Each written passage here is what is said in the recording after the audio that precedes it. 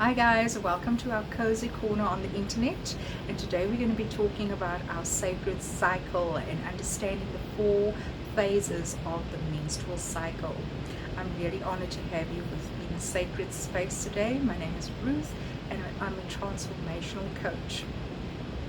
Today we're talking about one of my favorite topics, something so profoundly powerful, our menstrual cycle, or what I like to call our sacred cycle. So this is not just about biology, it's about our rhythm, our connection, our intuition, and honoring who we are in every phase of the month.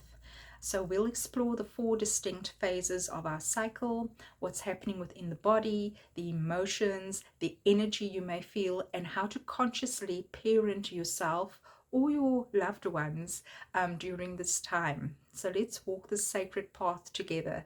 And if you haven't yet, give this page a like and share this content with someone that can use this information. So let's get into it. So the first phase is the menstrual phase, also referred to as the inner winter.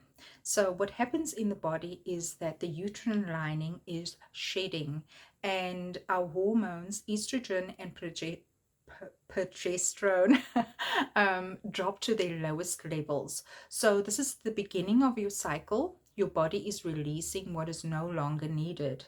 So your emotional and energetic state is like winter.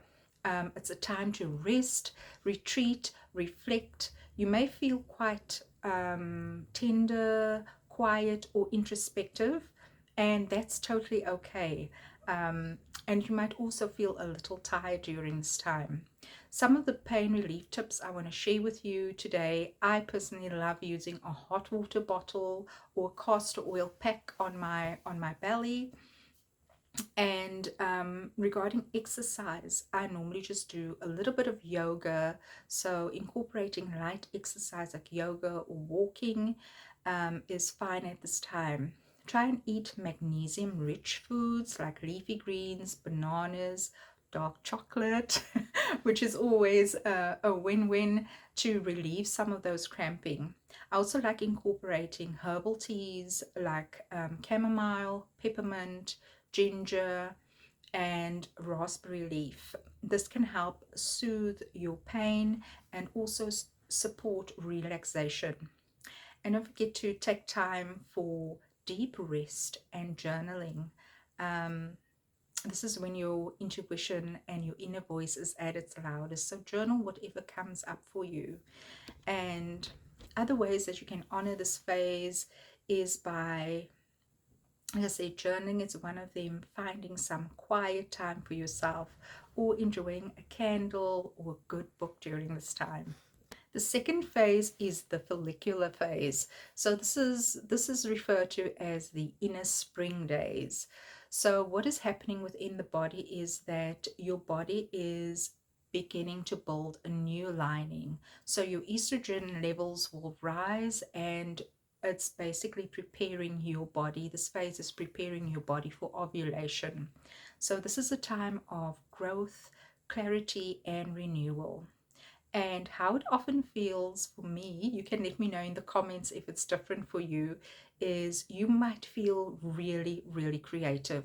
Most of my projects that I work with during this time, I'll come up with new ideas because I feel really optimistic and energized. And I feel like my motivation and my focus has returned. Tips for thriving in this phase, in the follicular phase, include you can begin new projects, like I said, because you're really creative at this time. You can brainstorm ideas or return to physical daily movement. That's also really good. I like to eat light, fresh foods like sprouts, avocados, and fermented vegetables during this time to support this phase. And a really important tip is to hydrate during this phase and support your gut.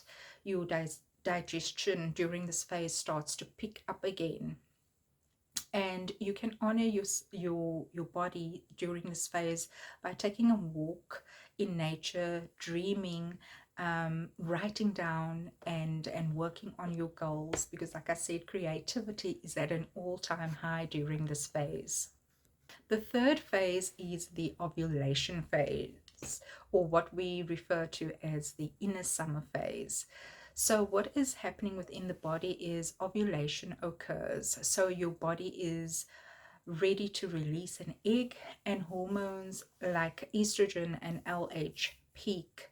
So you are at your most fertile during the ovulation period, and you are most fertile, you are radiant, you are energetic, and you can feel it. It's also, like I said, this phase is known as the inner summer phase. So you might feel overconfident during this time, really social, expressive, even sensual. And during this phase, you tend to shine. Ways you can support and express this energy is by scheduling meetings or important social events. I love scheduling all my meetings, social events during this time, because this is when creativity is at an all-time high.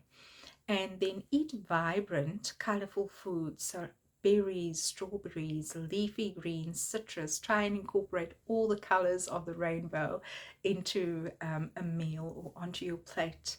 And try and move your body joyfully. So this is a really good time to increase your physical activity by doing things like dancing, hiking, swimming. And I love honoring this phase by connecting with others, with my body, with the earth. So really go out there and ground yourself. And I love when my body is being bold and playful during this phase. The last phase is the luteal phase. So what happens on a physical level is that after ovulation, progesterone rises to prepare the womb in case of a pregnancy. So when this doesn't happen, when we don't get pregnant, the hormone level falls again. So that leads towards menstruation. So during the luteal phase, you might feel emotionally sensitive, tired, or a little bit restless. This is also, it's referred to as your inner autumn, a time to pull back, reflect, and slow down. Your senses tend to sharpen during this time, and your truth also rises. So how you can support yourself during this time is with warm, grounding meals like roasted veggies, lentils, soups. I know of a few clients of mine who love incorporating carbs. If that's good for you, if that works with your system. Also, gentle herbal support like passion flower, ashwagandha, or lemon balm, but always check with your practitioner. Um, and another way is I love decluttering during my luteal phase, just before I get my period, and because it leans into creating a safe space within my home. So I'll spruce it up a bit. I'll get some flowers, some beautiful candles to prepare for my menstrual phase, which is on its way. So you could incorporate things like cooking slow meals and indulging a little bit in a sweet treat without apology. If you're a mother or a mentor to a young girl, I encourage you to teach her early about how powerful her rhythm is.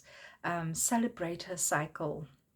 Honor those phases that I just spoke about, and guide her to listen to her body and not just to override it. And if you'd like more support in navigating you or your daughter's cycle, you can send me an email at the address below. I'd love to gift a few sacred tools to support your journeys. So guys, don't forget to like, subscribe, and share this with women in your life. And let's help to change the narrative around our bodies from shame to celebration. Love and light to you all, and I'll see you guys next time.